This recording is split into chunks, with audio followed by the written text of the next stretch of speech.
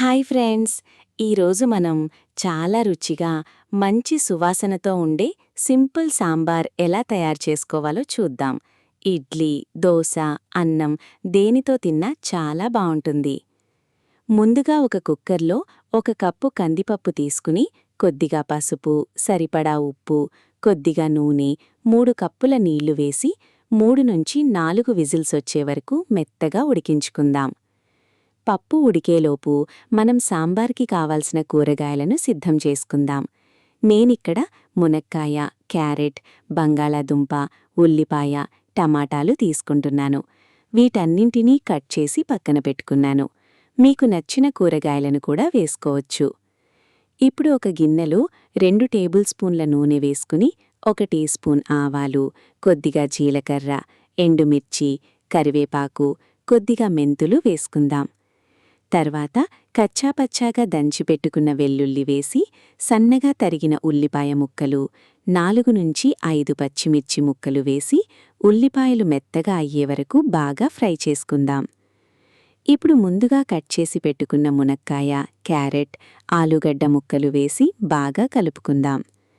తర్వాత 1 కప్పు టమాటా ముక్కలు వేసి మరోసారి బాగా కలుపుకుందాం.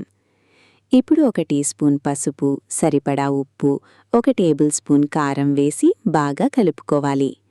అలాగే 1 టీ స్పూన్ అల్లం వెల్లుల్లి పేస్ట్ వేసి పచ్చివాసన పోయే వరకు బాగా కలుపుకుందాం. ఇప్పుడు ముందుగా నానబెట్టుకున్న చింతపండు నుంచి రసం తీసుకుని ఇందులో వేసుకుందాం.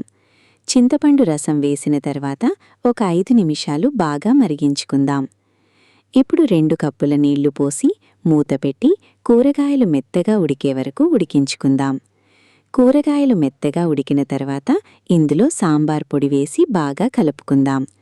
ఉప్పు సరిపోతుందో చూసుకుని అవసరమైతే మరికొంచెం వేసుకోవచ్చు. ఇప్పుడు ముందుగా మెత్తగా ఉడికించిన కందిపప్పును బాగా మెదిపి సాంబార్లో వేసి బాగా కలుపుకుందాం.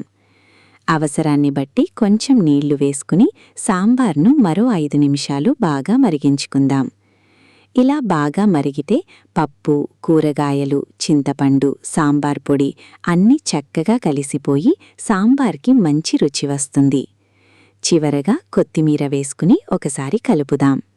అంతే ఫ్రెండ్స్, ఎంతో రుచిగా, మంచి సువాసనతో సాంబార్ రెడీ అయిపోయింది.